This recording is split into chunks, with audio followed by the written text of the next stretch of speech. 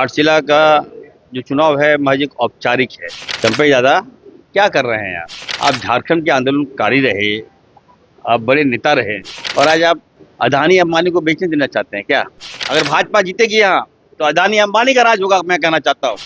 चंपई सोरेन जी मत लड़ाइए आपस में, दोनों बेटा हमारा है, छोड़ दिए दोनों बेटा को। 100% हारेंगे ये लोग और इन घुसपैठियों को हम लोग भगा देंगे। मैं आ गया हूँ, अभी मैं गांव में घूम रहा था, पैसा बांट रहे हैं ये लोग। मैं तो अभी बीजेपी के पास तो पैसे की कमी है नहीं। आदिवासियों का सबसे बड़ा विरोधी तो भाजपा है, दलित का सबसे बड़ा विरोधी भाजपा है, अल्पसंख्यक तो रिश्ते बाहर है। आप जान रहे हैं, हम लोग तो रिश्ते ही बाहर है। कई लोगों के पास आधार कार्ड नहीं है, वोटर आई कार्ड नहीं है, ठीक है, काम करने चला जाता है बाहर, तो क्या वो घुसपैठिया हो गया?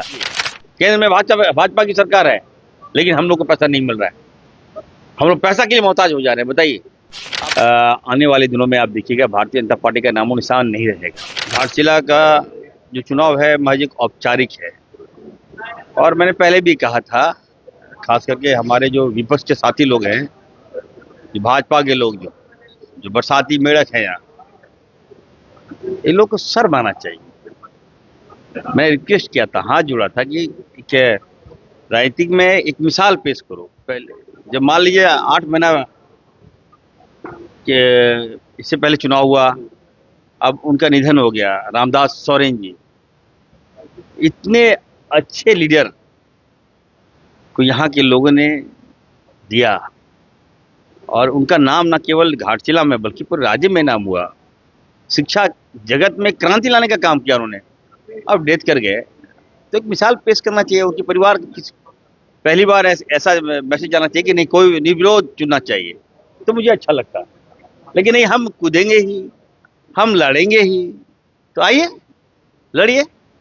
और खास करके मैं कहना चाहता हूँ, सुन लीजिए, चंपई सोरेन जी को मैं कहना चाहता हूँ, चंपई दादा क्या कर रहे हैं आप झारखंड के आंदोलनकारी रहे, आप बड़े नेता रहे और आज आप अदानी अंबानी को बेचने देना चाहते हैं क्या?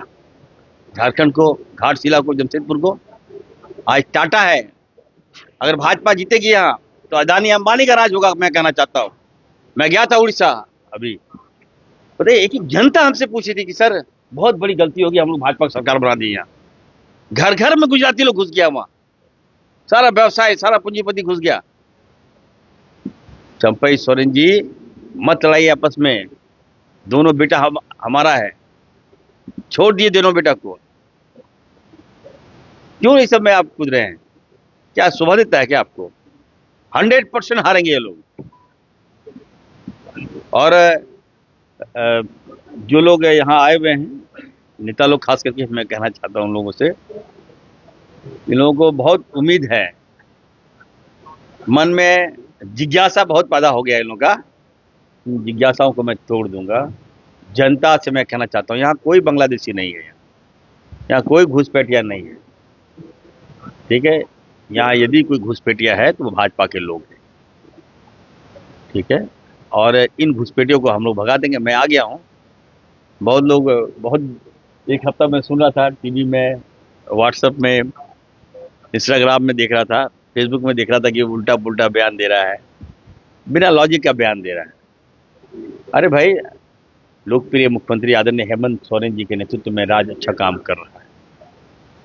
आज 20 साल, बताइए, मैं तो अभी कोल्हान के बारे में पूछ रहा हूँ, चार पूर्व मुख्यमंत्री, उसके बाद भी ये दुर्दशा। अभी मैं गया था चाईबासा और यहाँ के मुख्यमंत्रियों ने क्या किया?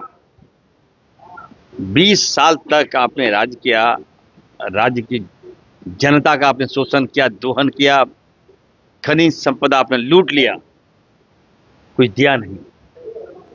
घाटशिला उपचुनाव में भाजपा ने एक बड़ा आरोप लगाया है, कहा है कि घाटशिला उपचुनाव में सरकार का ताकत लगा रही है और पैसे से वोटरों को खरीदने का काम कर रही है, दुरुपयोग भी कर रही है। तमाम बड़े आरोप लगाया है। ये आरोप किसने लगाया? ये कौन है? कौन है ये? अध्यक्ष है, आपके मित्र भी।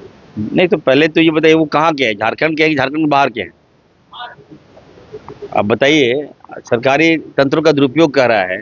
मैं मंत्री हूँ, बताइए, जब जैसे मुझे मालूम चला कि I am going to cross the border, मैंने सारे गाड़ी को वापस करवाया, मैंने सायरन बंद करवाया। तो हम लोग तो फॉलो कर रहे हैं, नियमावली का फॉलो कर रहे हैं। हम लोग कहाँ कानून तोड़ रहे हैं? कानून तो ये लोग तोड़ रहे हैं।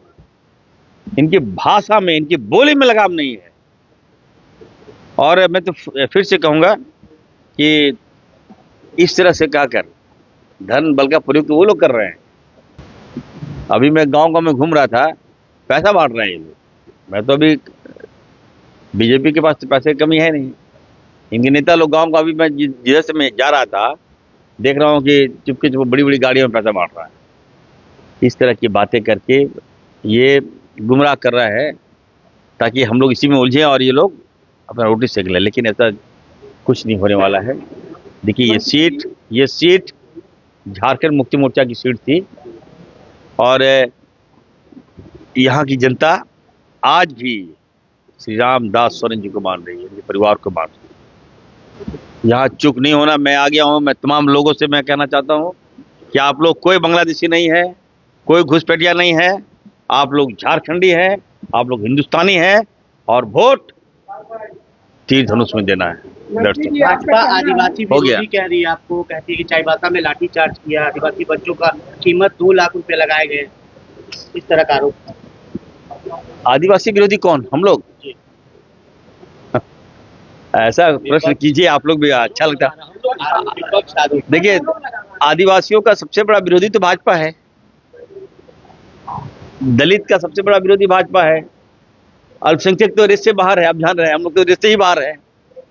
मैं बीजेपी से पूछना चाहता हूँ कि रघुवर दास जी जब मुख्यमंत्री थे, कहाँ के थे वो?